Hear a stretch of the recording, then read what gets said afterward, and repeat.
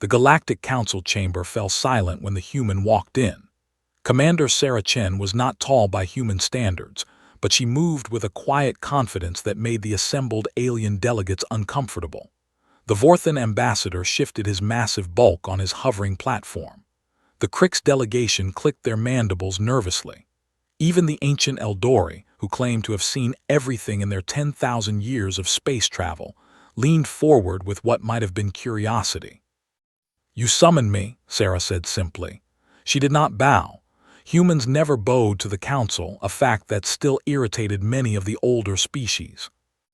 High Arbiter Zoth, a being of pure energy contained within a crystalline shell, pulsed with blue light. "Commander Chen, we have called you here because we face a problem that our greatest minds cannot solve." Sarah raised an eyebrow. This was new. Usually the council called humans to clean up messes that other species had started. They rarely admitted that they needed help with actual thinking. "The Void Swarm has returned," Zoth continued.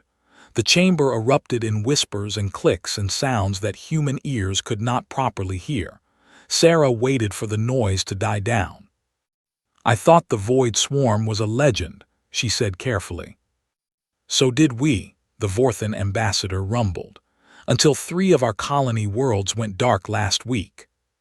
Sarah felt a chill run down her spine. The Vorthan were a warrior race. Their colonies were heavily defended, for 3 to fall in a single week. "Show me everything you have," she said. The next several hours were spent in a secure briefing room, surrounded by holographic displays and data streams. Sarah absorbed information like a sponge. The Void Swarm was real, and it was worse than the legends suggested. A species of living ships that traveled between galaxies, consuming everything in their path. They had last appeared in this region of space 50,000 years ago, before any of the current civilizations had achieved spaceflight. The only records came from the precursors, and those were fragments at best. "The swarm does not communicate," explained Arbiter Zoth. "It does not negotiate, it simply feeds." "Everything has a weakness," Sarah muttered, scrolling through sensor data from the fallen Vorthan colonies. "We have analyzed the swarm for decades," the Krix ambassador chittered. "Since our deep space probes first detected their approach, we have found no weakness." "You knew they were coming for decades, and you did nothing." The silence in the room was answer enough. "We hoped they would change course," Zoth admitted. "We hoped they would find other feeding grounds." Sarah closed her eyes and took a deep breath.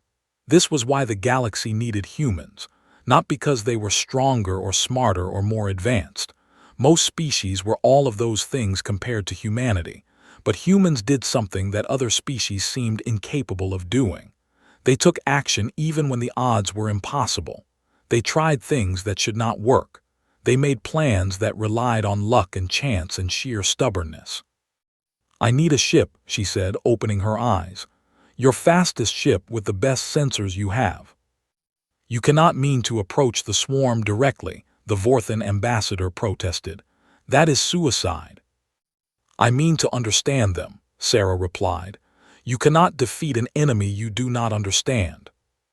"We have tried to understand them. We have sent probes, we have sent ships. None have returned."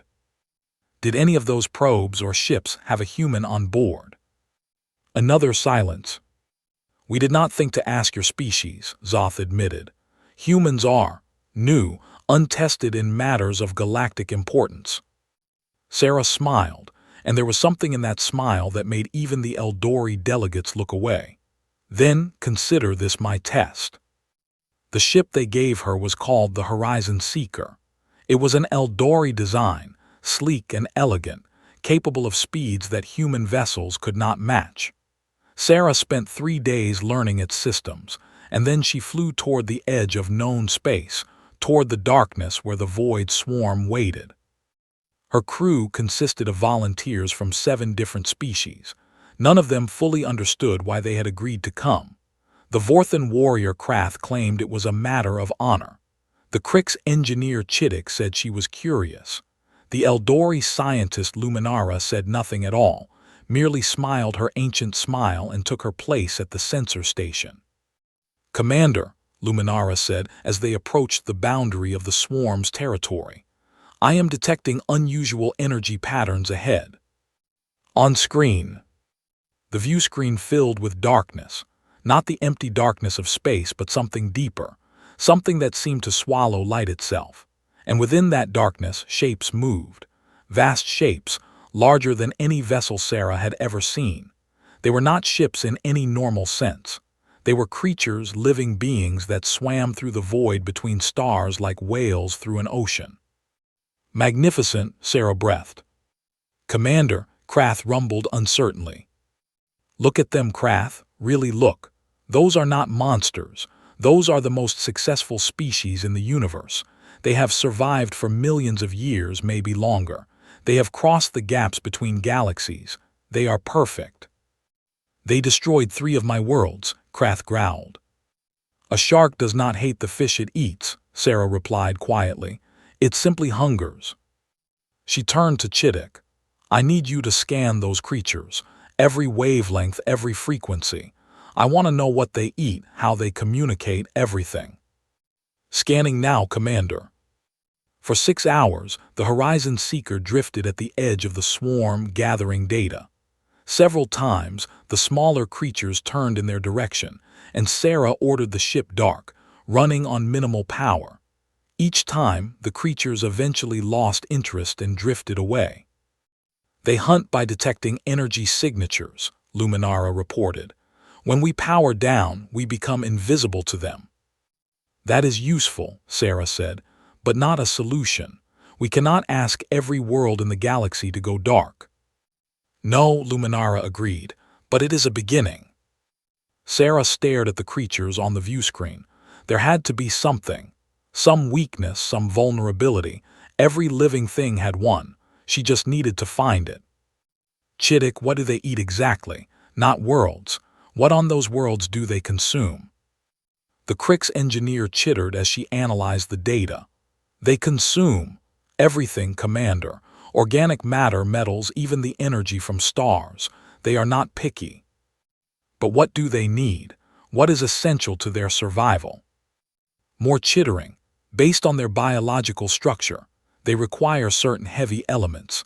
Platinum, gold, iridium. These are rare in interstellar space but common on inhabited worlds." Sarah felt something click in her mind, a piece of a puzzle falling into place. "They are not attacking us because we are alive. They are attacking us because we build things, because we mine and refine the elements they need." "An interesting theory," Luminara said, "but how does it help us?" Sarah smiled again, and this time her crew recognized that smile. It was the smile she wore when she had a plan. The Galactic Council reconvened 3 weeks later. The chamber was more crowded than before. News of Commander Chen's mission had spread, and representatives from dozens of species had come to hear her report. Many expected to hear news of her death. The Void Swarm had a reputation for being unstoppable, and one human in a single ship seemed like a poor bet against such a threat. When Sarah walked into the chamber, very much alive, the murmurs began immediately. "Commander Chen," High Arbiter Zoth pulsed with yellow light, indicating surprise. "We did not expect to see you again." "I get that a lot," Sarah replied dryly. "I have good news and bad news. Which would you like first?" "The bad news," the Vorthan ambassador rumbled. His people had lost 2 more colonies in the past week. "The Void Swarm cannot be destroyed by any weapon we currently possess. They are immune to energy weapons, and their biological armor can withstand any kinetic impact short of a direct hit from a supernova." The chamber erupted in chaos. Delegates shouted over each other, demanding to know why they had been called if there was no hope. Sarah waited patiently for the noise to die down. "The good news," she continued when she could be heard again, "is that we do not need to destroy them." "Explain," Zoth demanded. Sarah activated a holographic display. The image showed the Void Swarm creatures in detail with annotations highlighting various biological systems. The swarm feeds on heavy elements, platinum, gold, iridium. These elements are necessary for their reproduction and growth. Without them, the creatures cannot multiply. They can survive almost indefinitely on stored reserves, but they cannot expand. We know this, the Crick's ambassador clicked impatiently. They consume our worlds to harvest these elements. Exactly. They consume your worlds because your worlds have what they need, so we give them what they need somewhere else. Silence fell over the chamber. Sarah could see the confusion on the faces and appendages and energy fields of the assembled delegates. You propose to feed the swarm, the Vorthan ambassador asked in disbelief. I propose to redirect them. The swarm follows the richest sources of their required elements. If we create a trail of those elements leading away from inhabited space, the swarm will follow it. Where would this trail lead? Luminara asked. The Eldori scientist had returned to the council chambers with Sarah, having become something of an unofficial advisor. Sarah changed the holographic display. It now showed a map of the galaxy, with a bright line leading from the current position of the swarm toward the outer rim. There is a region beyond the galactic edge, a cluster of dead worlds, rich in heavy elements but devoid of life. The precursors called it the Endless Grave. It is perfect. You wish us to spend our resources building a trail of precious metals across the galaxy. The Crick's ambassador chittered skeptically. I wish you to choose between spending resources and losing worlds. The choice seems simple to me. The debate that followed lasted for 7 hours. Sarah sat through all of it, answering questions and addressing concerns. Some delegates argued that her plan was too expensive. Others worried that the swarm would not follow the trail. A few suggested that they should simply flee, abandoning their home sectors and starting over elsewhere. It was the Eldori delegation that finally turned the tide. The eldest among them, a being so old that even Luminara treated him with reverence, rose slowly from his seat. I have watched this galaxy for 9,000 years, he said, his voice like wind through ancient trees. In all that time I have seen many species rise and fall. I have seen empires built and destroyed. I have seen threats that seemed unstoppable, and I have seen them stopped.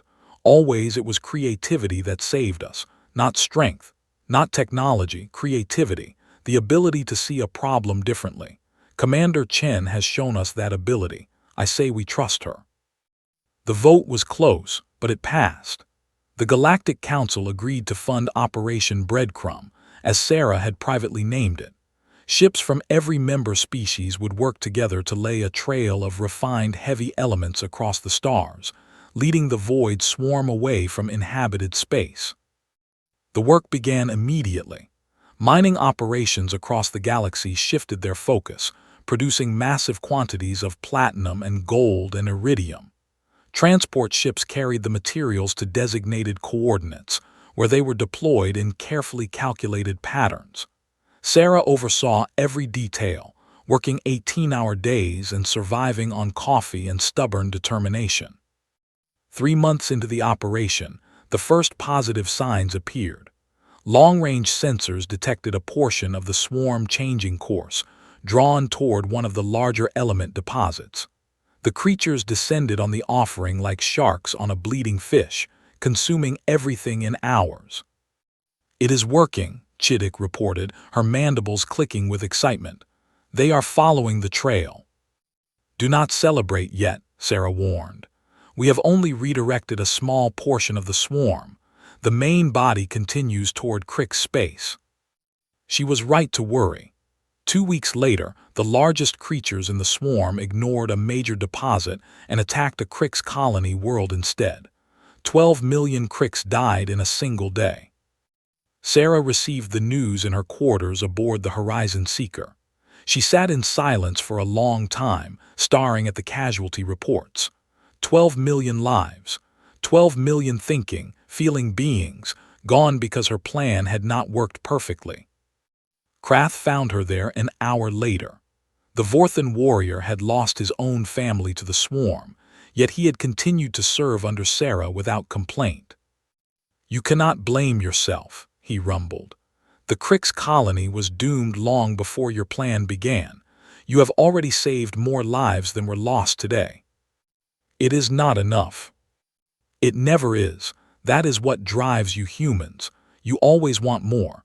You are never satisfied with partial victories."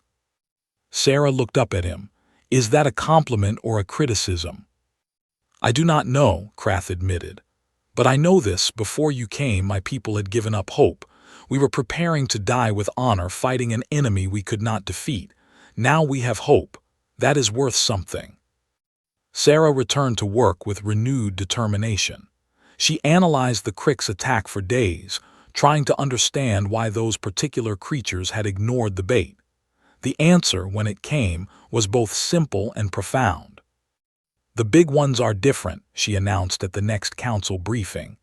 "They are not just larger versions of the smaller creatures. They are queens, leaders. They do not simply follow the richest source of food. They make decisions based on other factors." "What factors?" Zoth asked. "I believe they are protecting their young. The smaller creatures are not just scouts or hunters. Some of them are juvenile swarm members. The queens are leading them to the safest feeding grounds, not just the richest ones." "How does this help us?" Sarah smiled. "Because now we know what they want. Not just food, but safety. If we can make inhabited space seem dangerous while making the endless grave seem safe, the queens will choose safety for their children." "And how do you propose to make inhabited space dangerous for creatures that are immune to our weapons?" "We do not need to hurt them, we just need to annoy them." Sarah's smile widened. "I have an idea about that, but you are not going to like it." She was right, they did not like it. "You want us to broadcast noise at the swarm?" the Vorthan ambassador asked incredulously. "Not just noise. Specifically calibrated electromagnetic interference on the frequencies the queens use to communicate with their young. If we flood inhabited space with that interference, the queens will not be able to coordinate their swarm effectively. They will become frustrated, confused. They will seek clearer waters." "You want to give the void swarm headaches," Krath summarized. "Essentially, yes." The debate was shorter this time. The council had seen Sarah's first plan succeed, at least partially. They were more willing to trust her instincts now. Within a week, ships across the galaxy were equipped with broadcasting equipment. The interference field went live on a Tuesday, filling inhabited space with a constant hum of carefully designed electromagnetic noise. The effect was immediate and dramatic. Swarm creatures that had been moving confidently toward their next target began to mill about in confusion. The queens, those massive beings at the heart of each swarm cluster, produced waves of distress signals that even the Council's basic sensors could detect. "They are pulling back," Luminara reported, wonder in her ancient voice. "Commander, they are actually retreating." "Not retreating," Sarah corrected. "Regrouping. They will adapt eventually. We need to increase our pace. Get more deposits laid along the trail. Make the endless grave too tempting to resist." The race was on. Every species in the galaxy worked together as they had never worked before. Old rivalries were set aside. Trade disputes were forgotten. The Vorthan shared technology with the Crix. The Eldori shared knowledge with species they had previously considered too young to understand it. And everywhere, humans served as coordinators and problem solvers, their strange ability to think around obstacles proving invaluable. Sarah herself traveled constantly, moving from system to oversee critical operations. She slept 4 hours a night when she could, less when she could not. Her crew worried about her, but they also understood. This was what humans did. They pushed themselves beyond reasonable limits because reasonable limits were never enough. 6 months into the operation, disaster struck. A malfunction at a major broadcasting station caused a gap in the interference field. A queen and her attendant swarm slipped through, heading straight for the Eldori homeworld. The Eldori were the oldest civilization in the galaxy. Their world was a treasure trove of ancient technology and irreplaceable knowledge. If it fell, the loss would be catastrophic. Sarah received the news while she was 3 days away at maximum speed. She made the journey in two, pushing the Horizon Seeker to its limits and beyond. When she arrived, she found a defensive fleet assembled around the Eldori homeworld, but no one seemed to know what to do. "The Queen is too large for our interference equipment to affect," Luminara explained. "She has learned to filter out our noise. She is coming, and we cannot stop her." Sarah stared at the tactical display. The Queen was enormous, easily the largest creature she had ever seen.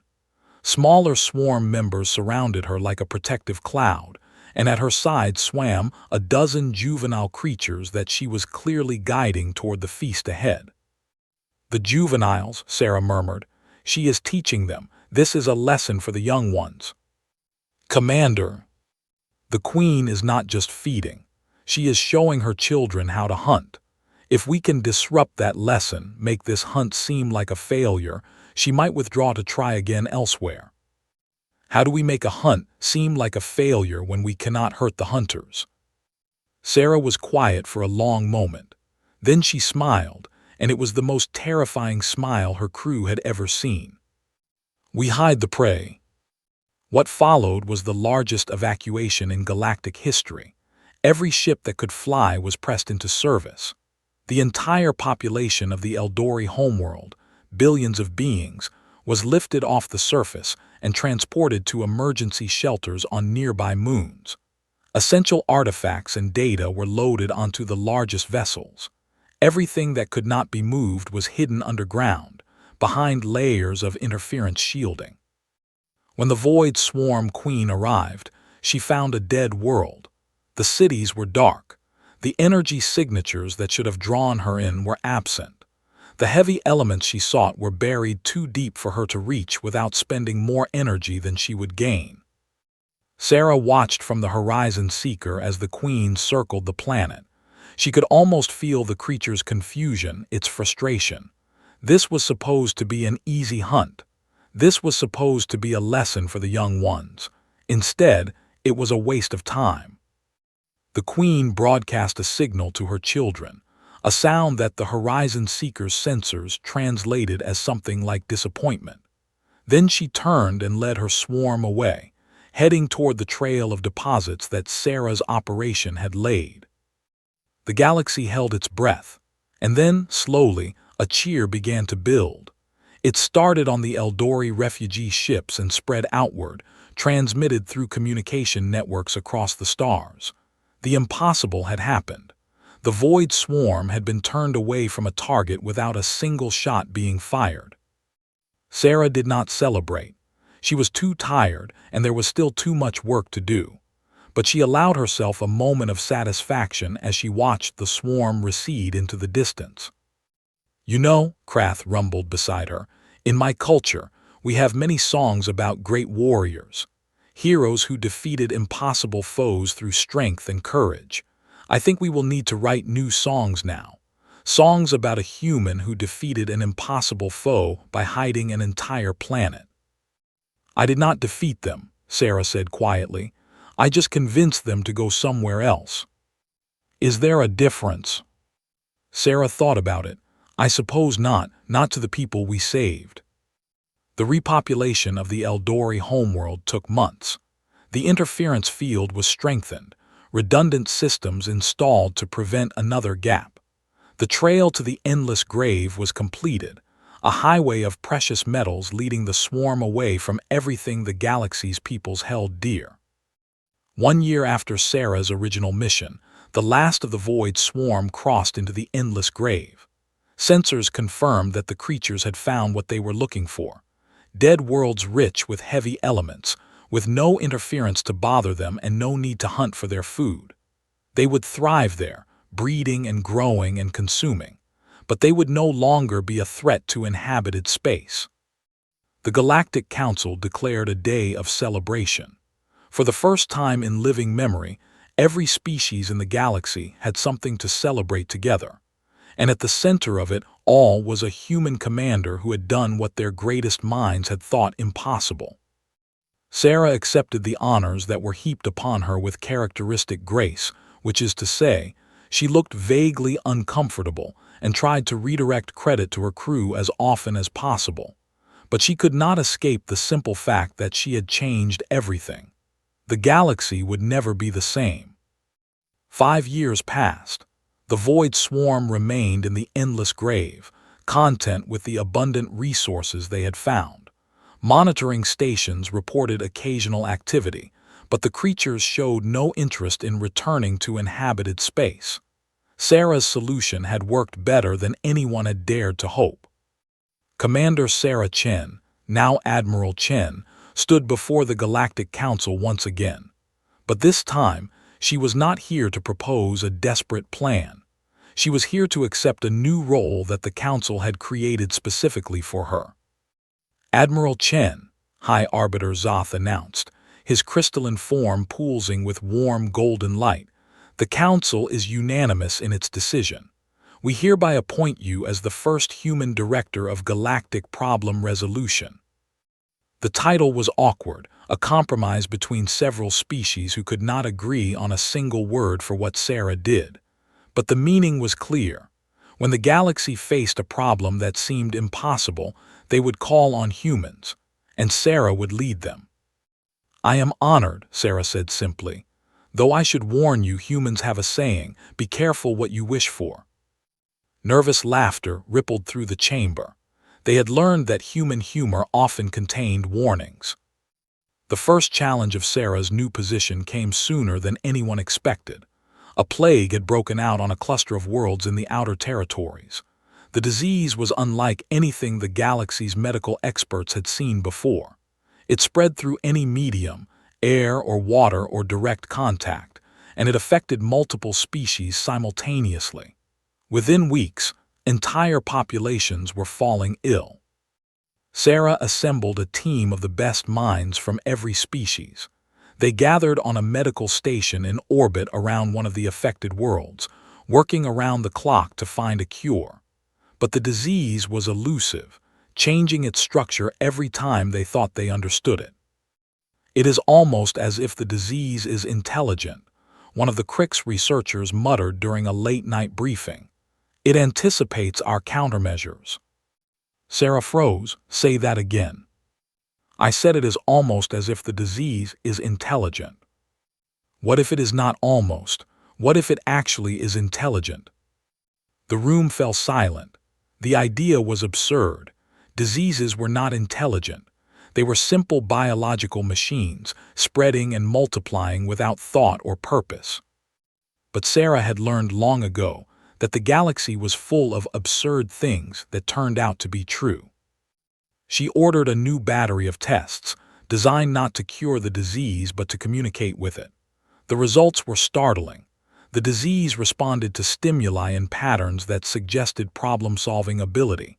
When presented with obstacles, it found creative ways around them. When offered certain chemical signals, it paused its spread as if considering options. It is alive, Luminara breathed. The Eldori scientist had joined Sarah's team as soon as she heard about the outbreak. Not just alive in the way all diseases are alive. It is sapient. It thinks. Then we do not need a cure, Sarah said slowly. We need a translator. The next several weeks were spent developing a communication protocol with the plague. It was painstaking work, establishing a shared vocabulary with an entity that had no eyes, ears, or any conventional sense organs. But humans were stubborn, and Sarah most of all. Eventually, they succeeded. The disease, which came to be known as the Collective, was revealed to be an ancient life form that had drifted through space for eons. It was not malicious. It was hungry. It consumed biological matter because that was what it did to survive. It had no concept of causing harm because it had never encountered beings it recognized as intelligent. Sarah spent hours in the communication lab, sending carefully coded signals to the Collective and interpreting its responses. It was like talking to a child, A very old and very powerful child that did not understand that its dinner was also a person. "You are eating our friends," she signaled. "Our families, our children." The response was slow in coming. Confusion, not food, not alive. "They are alive. They think like you think. They feel pain. They fear death." A long pause, then regret, did not know what to do. Sarah leaned back in her chair, exhausted but hopeful. "We find you something else to eat."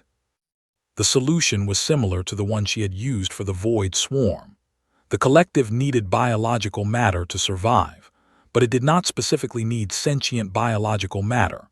Working with agricultural experts from across the galaxy, Sarah developed a system of cultivation stations. These stations grew massive quantities of simple organic matter, algae and bacteria, and other non-sentient life forms, specifically designed to meet the collective's nutritional needs. The collective accepted the bargain. It withdrew from inhabited worlds and settled on the cultivation stations, feeding on the endless supply of organic matter that the galaxy's peoples provided. In exchange, it shared something remarkable: its vast knowledge of the universe. The collective had drifted through space for hundreds of millions of years. It had visited galaxies that the Council's best telescopes had never seen. It carried within its distributed consciousness a map of the universe that made everything the galaxy's peoples knew look like a child's drawing. "You turned a plague into an ally," Arbiter Zoth said when Sarah presented her solution to the Council. "I do not know whether to be amazed or terrified." "Both are appropriate responses to humans," Sarah replied with a tired smile. Word of her success spread quickly. Humans, once considered a minor species barely worth noting, became the most sought-after problem solvers in the galaxy. Other species studied human history, trying to understand how such a young civilization had developed such an unusual way of thinking. The answer, when the researchers found it, was both simple and profound. Humans had evolved on a world that was trying to kill them. Predators, diseases, natural disasters, climate changes. Every generation faced new challenges, and every generation found new ways to survive. This constant pressure had shaped the human mind in ways that other species, who had evolved in more stable environments, could not match. "You are not smarter than us," a Vorthan philosopher wrote in a widely circulated essay. "You are not stronger or faster or more advanced, but you are more desperate. Your ancestors learned that there is always another way because for them there had to be. Find another way or die. It is written in your genes, in your culture, in your very souls. And it is why, when the rest of us have given up hope, humans keep trying." Sarah read the essay and laughed. It was not entirely wrong, but it missed something important. Humans did not just refuse to give up. They enjoyed not giving up. There was a joy in facing impossible odds, a thrill in finding solutions that should not work.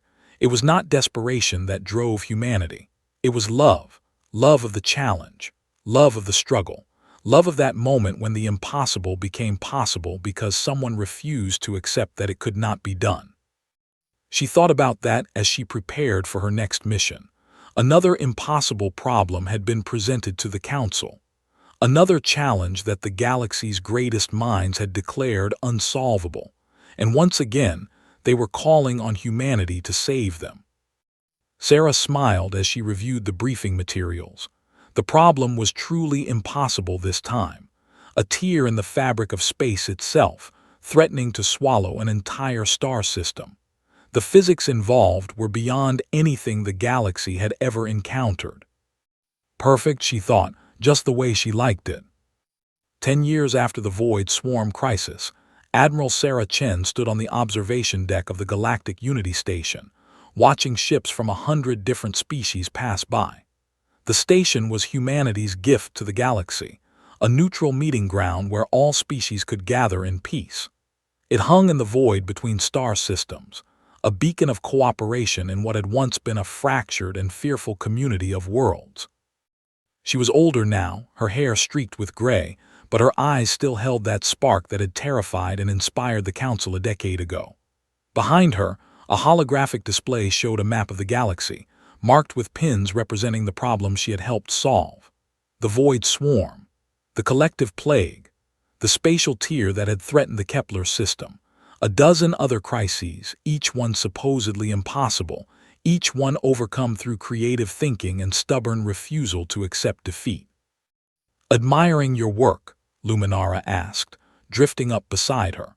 The Eldori had become Sarah's closest friend and advisor over the years, one of the few beings in the galaxy who could match her intellectual curiosity. "Remembering how scared I was," Sarah admitted. "That first mission to study the swarm, I was terrified every moment." "You hid it well. Humans are good at hiding fear. We have had a lot of practice." A chime sounded, announcing an incoming communication. Sarah touched a control, and the worried face of High Arbiter Zoth appeared. "Admiral Chen, we have received a transmission from outside the galaxy, from the Void Swarm." Sarah felt her heart skip. The swarm had been silent for years, content in their new home. If they were reaching out now. "What do they want?" "We are not entirely certain. The message was badly degraded by distance, but our linguists believe they are asking for help." Sarah exchanged a glance with Luminara. The Void Swarm, the unstoppable predators that had terrorized the galaxy, were asking for help. "Show me the message." The holographic display shifted, showing a visual recording. It was grainy and distorted, but the images were clear enough. The endless grave had become a battleground. The swarm creatures were fighting something that moved through space like smoke, consuming everything it touched. "What is that?" Luminara breathed. "Unknown," Zoth replied. "Our databases have no record of any such entity, but the collective has confirmed that it recognized the attacker. It calls it the Absence, an ancient enemy that consumes not matter or energy, but existence itself." Sarah studied the images carefully. The swarm creatures, those magnificent beings she had worked so hard to redirect rather than destroy, were dying. The Absence moved through their ranks like a scythe through wheat, and everything it touched simply ceased to be. "If the Absence defeats the swarm," Zoth continued, "there will be nothing to stop it from entering our galaxy." "So we help them," Sarah said simply. "Admiral, they nearly destroyed us. They consumed our worlds, killed our people. Many species have not forgotten." "I have not forgotten either. But the swarm are not evil. They were hungry, and we found a way to feed them that did not involve eating our neighbors. Now they are in trouble, and if we do not help them, something far worse will come for us all." The council convened an emergency session. Sarah presented her case with all the passion and logic she had developed over a decade of impossible problem-solving. The debate was fierce. Old wounds were reopened. The Vorthan demanded vengeance for their lost colonies. The Cricks chittered about the millions of their kind who had died in the swarm's jaws. But in the end, Sarah's argument prevailed. Not because the council had forgiven the swarm, but because they understood something important. The galaxy had changed in the past 10 years. Species that had once been rivals were now allies.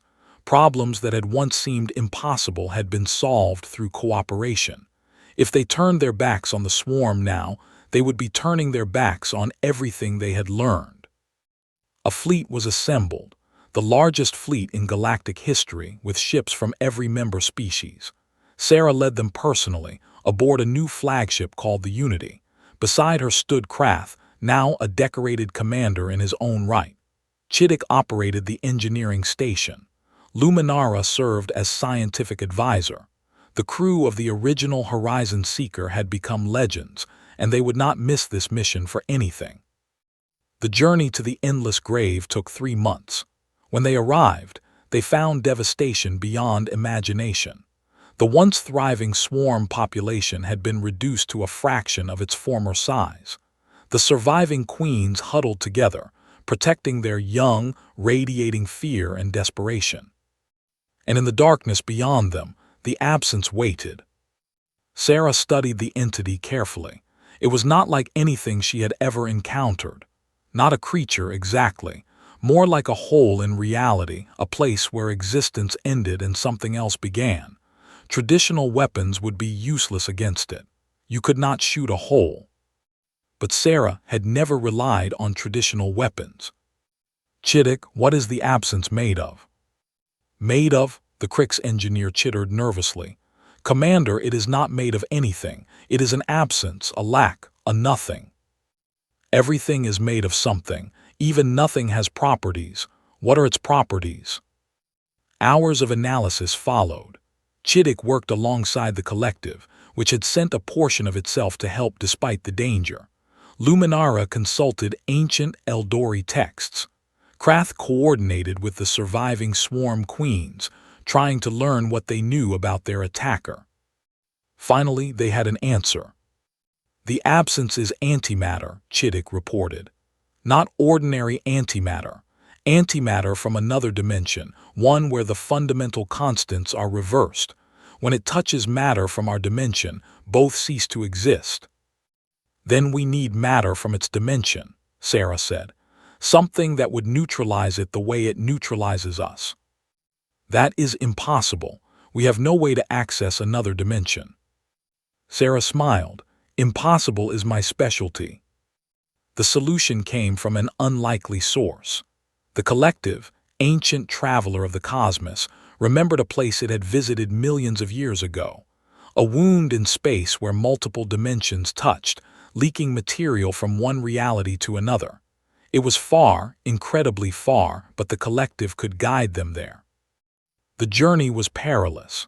The fleet traveled through regions of space that no living being had seen, guided by the distributed consciousness of a reformed plague. Along the way, they fought off minor manifestations of the absence, learning its patterns, understanding its weaknesses. And finally, they reached the wound. It was beautiful in a terrifying way, a tear in reality itself, through which light from other universes spilled like blood from a wound. Sarah ordered probes sent in, and they returned with samples of matter that should not exist, matter from the absence's home dimension. Working feverishly, the fleet's engineers constructed weapons using the otherworldly material. Not bombs or missiles, but containment fields. Nets of impossible matter that could trap the absence, neutralize its ability to consume. They returned to the endless grave to find the swarm on the brink of extinction. Only a handful of queens remained, surrounded by their dying children. The absence had grown, fed by everything it had consumed. It was larger now, more powerful, and it turned its attention to the approaching fleet with what might have been hunger. The battle was unlike anything the galaxy had ever seen. Ships from 100 species fought side by side with the remnants of the Void Swarm, united against a common enemy. The containment weapons worked, but slowly. The absence fought back, consuming ships and crews, tearing holes in reality that swallowed matter and energy alike. Sarah directed the battle from the Unity's command center, making decisions in split seconds that determined the fate of thousands. She lost ships. She lost friends. But slowly, inexorably, the tide began to turn. In the end, it was a swarm queen who delivered the final blow. The largest surviving matriarch, the same one who had attacked the Eldori homeworld a decade ago, wrapped herself around the core of the absence and activated the containment field that Sarah's fleet had provided. The resulting explosion was visible across parsecs, a flash of light that marked the end of an ancient horror and the sacrifice of a being who had once been an enemy. When the light faded, the absence was gone. Contained, neutralized, reduced to nothing more than a scar in space that would heal with time. Sarah stood on the observation deck of the Unity, watching the surviving swarm queens gather their children. They were so few now, barely enough to sustain the species. But they were alive, and they would grow, and they would remember. One of the queens approached the fleet, coming close enough that Sarah could see the patterns of light that played across its massive body. It was communicating, she realized, using the same frequencies that her team had learned to interpret years ago. "Thank you," the message said. Human friend, we remember. We will always remember. Sarah smiled, and for the first time in a very long time, she felt tears on her cheeks. The return journey was triumphant. News of the victory had spread across the galaxy, and everywhere the fleet traveled, they were met with celebrations. The humans, those strange young creatures who refused to accept impossible odds, had done it again. They had saved not just their own people, but their former enemies. They had turned hatred into alliance and defeat into victory. When Sarah finally returned to the Galactic Unity Station, she found the Council waiting for her. Every member species had sent representatives, and they rose as one when she entered the chamber. Admiral Chen, High Arbiter Zoth announced, his crystalline form blazing with light, "The Galactic Council hereby declares you a hero of all species. Your name will be remembered for as long as the stars shine." Sarah accepted the honor with her usual grace. But when the ceremonies were over and the crowds had dispersed, she found herself once again on the observation deck, watching ships pass by. Luminara found her there, as she always did. "You seem troubled," the Eldori observed. "Not troubled, just thinking." "About what?" Sarah was quiet for a moment. "When I was a child on Earth, my grandmother used to tell me stories. Stories about humans facing impossible challenges and winning through cleverness and courage. I loved those stories, but I never imagined I would be living one. And now I wonder what stories they will tell about us, about humanity, about this strange young species that refused to give up no matter what." Luminara smiled her ancient smile. "They will tell stories about a species that saw enemies and made them allies, that saw problems and made them opportunities, that saw the impossible and made it possible.